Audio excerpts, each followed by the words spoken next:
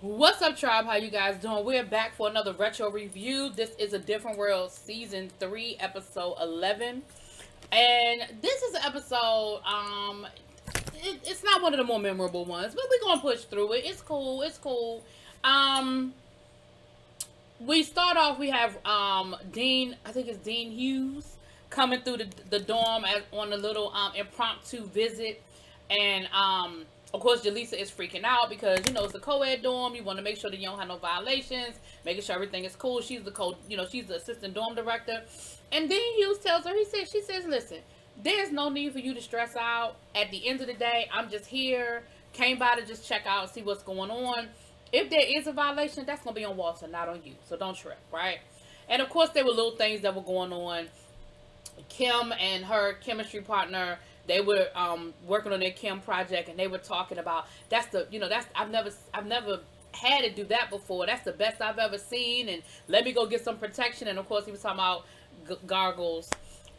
You had two people playing frisbee in the hall. You know, nothing major, but the kind of stuff you be stressing out about when it's your job to make sure that kind of stuff ain't going on. And Whitley rolls up, being her normal Whitley self. Now, remember, Dean Hughes went to school with Whitley's mom. They went to Hillman together, and they get to talking, and she ends up inviting Whitley to her home for the weekend. She always hosts incoming, she has her freshman tea. I guess maybe it's a group of freshman students that she's mentoring, or maybe they're her advisees or something like that. And so she always has upperclassmen that come through to help serve and that kind of stuff. And so she invites Whitley. Now, Whitley, who you would think wouldn't be interested in being nobody's partner for, serving anybody for a tea, but Dean Hughes picks the ambassador, the person that's going to go abroad and represent Hillman and try to recruit their recruitment ambassador overseas. And so she's excited. She's trying to figure out the best outfits, and Kim is like, girl, you going to go serve tea, like, wear some jeans, you'll be all right. And Willie was like, ain't nobody wearing no jeans. Like, that's crazy. Like, we can't wear no jeans. And then here come Freddie. And Freddie was like, guess who's going to be at Dean Hughes's house this weekend? And Kim was like, yeah, Whitley just told me. And she was like, how could Whitley know when Dean Hughes just asked me, 5 minutes ago? And Whitley was like, what? So it's going to be Whitley and it's going to be Freddie down to Dean Hughes's house for the weekend. And of course, Whitley is just trying to get this, and she explains to Kim. Kim said, you've been to Europe a million times. Like, what is the problem? She said, but never without my mom. Like, this would be a great opportunity for me to sort of get away from my mom, get to Europe, and I guess I could do some work for him while I'm there, And of course, Freddie's excited because Freddie's excited. It's a great opportunity for her as well. Now, she never mentioned anything about an ambassadorship, so I don't even think that was her goal. Now, over to Ron and Dwayne's place. Dwayne comes in the apartment, and Dwayne is in the apartment, and some dude just walks right in the front door with groceries and starts unpacking groceries. And Dwayne is like, hello, can I help you? And he was like, no, I'm good. How you doing? He was like, no, I'm saying, like, I live here. Who are you? And he was like, oh, you must be Dwayne, Ron's roommate. He was like, yeah, Ron is letting me stay here, for a couple of days while my apartment gets painted.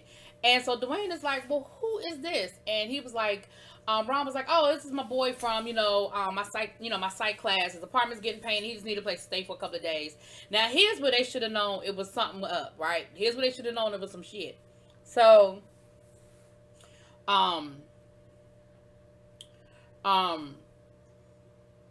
he told Dwayne, you owe me $32 for the groceries. And Dwayne was like, I owe you what? But when Ron came up, Ron was like, yo, you got my change from the groceries? And Dwayne was like, wait a minute, he told me I owed him money for the groceries. And he was like, oh, my bad, I forgot. Ron did give me the money up front. See, clearly he was playing with y'all. You should have known from the break that that was going to be a situation. But what we end up finding out, I'm going to go ahead and knock this little sub story out so we can get back to the main event. So he ends up, you know, he done basically moved himself in. The paint turned into the fact that they left the windows open and his apartment got flooded. Now they got to put in a new carpet. He done moved in furniture. But see, he's cooking and he's cleaning and he's fixing stuff. So Ron is cool with it. But Dwayne is, at first Dwayne is apprehensive, but after a while Dwayne is kind of like, okay, cool. Like you cooking and everything. All right, cool. So they end up, Mr. Gaines actually came through to fix the toilet. And he was like, oh, I already fixed it. All you had to do was do the bop, the bop, the boom, the boom, the bada bang, easy. And Mr. Gaines was like, oh, you fixed the toilet? He was like, well, what do you know about garbage disposals? Because apartment 3B, their garbage disposal is broken. And he was like, I know a little something. So he goes off with Mr. Gaines. Now, Dwayne and Walter were playing basketball, and Walter comes back to the apartment, and he sees how nice the apartment is and how cleaned up it is. And he was like, yo, he was like, y'all really doing big things over here. He was like, oh, that's not our stuff. That's John Doe's stuff. I forgot the man's name. And Walter was like, wait a minute. You mean, he was like, you mean John Doe? And Dwayne was like, what you talking about? He was like, he basically is the biggest moocher on campus. Like, ever since he flunked out, he just go from apartment to apartment, you know, freeloading off of people until they figure it out, and then he moves on to the next victim. And he was like, nah, he not, he goes to Hillman. He's in Ron's psych class. Walter was like, no, he sits in the back of Ron's psych class. He is not enrolled in no class over to Hillman. And so he said, you know what? Wait till your phone bill come in and you see all them long distance charges. Now, for y'all young folk, you used to have to actually pay for long distance calls. You ain't had these cell phones. You could call anywhere in the world and it wasn't no problem. You used to have to actually pay, and it was per minute, okay? It was however many cents per minute. And that stuff would add up real quick because they had before charge and after charge, and service charge and taxes. And them, listen, I know I ran up a phone bill. Child, I'll tell y'all that story one day. I ran up a phone bill. But, so Dwayne tells Ron, and they ready to like roll up on him. You know, he's trying to, you know, they thought he was trying to sneak his stuff out. And, you know, Dwayne was like, you ain't going nowhere till we get the phone bill. You ain't going nowhere till we figure out the phone bill. And come to find out, though, Mr. Gaines done hired him, and he's now the new building super. So that's actually not a bad idea. I mean, now he at least has a job and a place to stay because Mr. Gaines letting him live in one of the apartments rent-free. So it worked out. And at least y'all know where he is when the phone bill comes. Now, over to Dee Hughes' house, she's, you know, giving them their menu for the day. And, of course, you know, it's duck salad, and it's this, and it's that. And then they having pinafores for dessert. And all they're going to be making it, and, you know, because they're there on Saturday, and the tea is taking place on Sunday. So they're prepping all the food on Saturday, and then they're going to have everything ready on Sunday. And, of course, just as you would expect, Whitley is kissing up. Freddie is tearing up, you know, she's burning up she burnt up what is it, what did they have, the little quiches. She burnt up the quiches, and, you know, and of course Whitley is on top of her game. You know, she's creating, is looking really well, and she just keeps bragging about how much she knows about Italy and I mean about Europe. Well, Italy isn't Europe, but France. Anyway, talking about she went to the Cordon Bleu and did a class one time when she was on vacation, and she's been here and she's been there and she's done this and she's done that, and she even admires some of the art, which she immediately assumes was a fake. It's like a famous artist. And Dee Hughes is like, oh no, that's an original lithogram. Like, no, that's real. She's like, I know that doesn't belong in the kitchen. She said, but it just brings me so much, you know, joy when I'm having my, you know, reading the morning newspaper. You know, it makes me happy when I'm reading about all the horrible things going on in the world. Then when she's talking to Freddie, Freddie's talking to her about a recycling program, and she says yes. She said, I was so proud of you for starting that recycling program on campus. And so every time Freddie's not even trying hard to impress the dean, but just the things that she's done, the dean is impressed with. Whereas Whitley is trying to impress the dean. Now, like I said, Freddie ain't saying nothing about this ambassadorship, but Whitley is worried that she is going to be pushed out of something that she ain't even asked for, right? So, finally, Whitley and the dean are by themselves. And Whitley just comes right out and says to the dean, listen, I want this ambassadorship. I think I'd be perfect. I've done this, I've done that. I've shown you this, I've shown you that. And she said, Whitley, that ambassadorship is for people who have taken full advantage of all the things that you know, Hillman has to offer. And I don't feel like you've done that. You know, I don't feel like that's you, you know. And she said, I'm sorry, you know, I don't want to hurt your feelings, but I also don't want to give you any false hope. And so, you know, Whitley was like, okay, you know, cool, thank you. You know, let me excuse myself. And Freddie is in the room and Whitley is packing up her things. And Freddie is like, well, what are you doing? And she says, listen, you can finish going and kissing up to Dean Hughes by yourself. I'm going back to my dorm. The pinafore is made. We've prepped all the food. She don't need me here, and I'm out.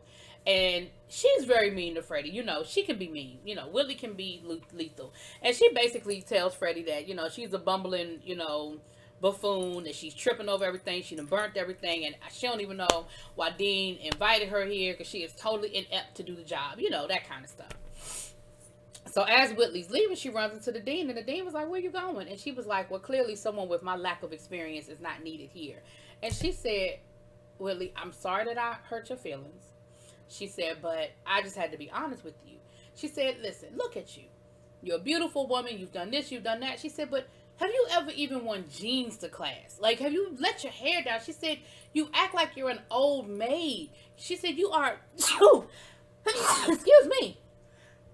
Ooh, excuse me, bless me.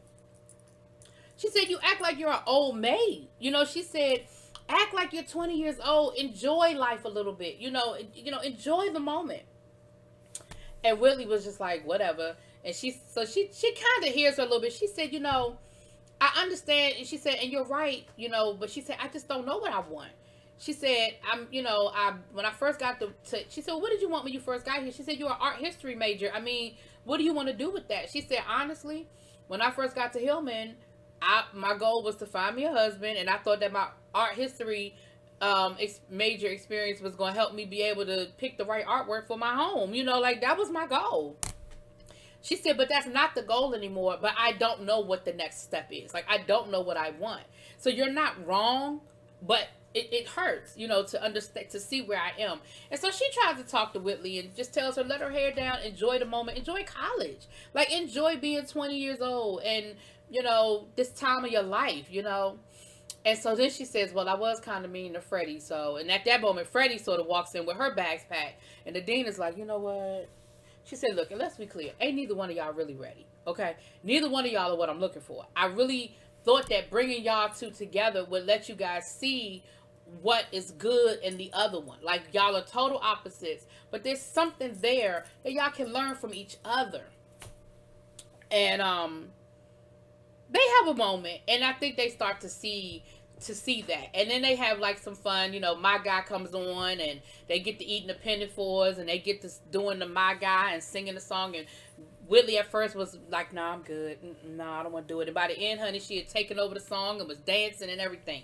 So it ended up being a good moment. And so the next day, we see Winnie, I keep wanting to say Winifred, Freddie knocking on the door, asking Whitley, was she on her way to breakfast? Had she gone to breakfast yet? And she said, no.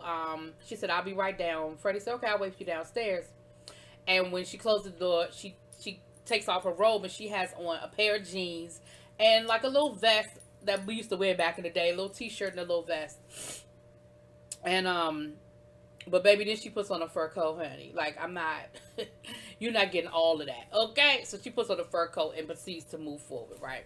So it was a good episode. Like I said, it's not, when you think of a different world, it's not one of the most memorable episodes, but it was a good episode, right? Anyway, y'all let me know what y'all think. Drop it in those comments. Peace.